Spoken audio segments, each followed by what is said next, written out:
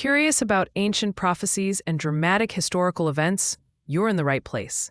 Today we delve into the fascinating world of Jeremiah, chapters 49 to 52.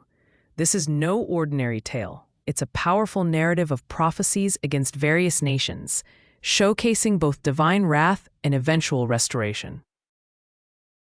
In chapter 49, Jeremiah predicts the doom of Ammon, Edom, Damascus, and others.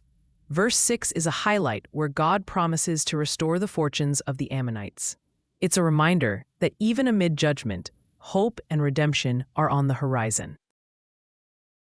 Let's move to chapter 50, where Babylon becomes the focal point. Babylon, mighty yet arrogant, faces God's judgment.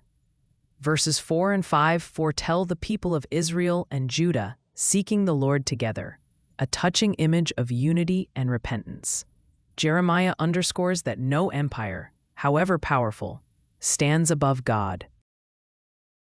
Prepare for chills in chapter 51 as Jeremiah continues with the theme of Babylon's downfall. In verse 11, the Lord stirs the spirit of the kings of the Medes to exact vengeance against Babylon, highlighting that divine plans will prevail despite human pride or resistance. Finally, chapter 52 serves as a historical recap and underscores the fulfillment of Jeremiah's prophecies about Jerusalem's destruction and the Babylonian exile. Verse 13 records the burning of the Lord's temple, a stark symbol of Jerusalem's judgment. However, the book concludes with Jehoiakim's favor at the hands of the Babylonian king, a subtle nod towards future hope and restoration. As we wrap up, these chapters not only reveal past judgments, but also echo timeless lessons about humility, justice, repentance, and hope, themes that resonate deeply with us today.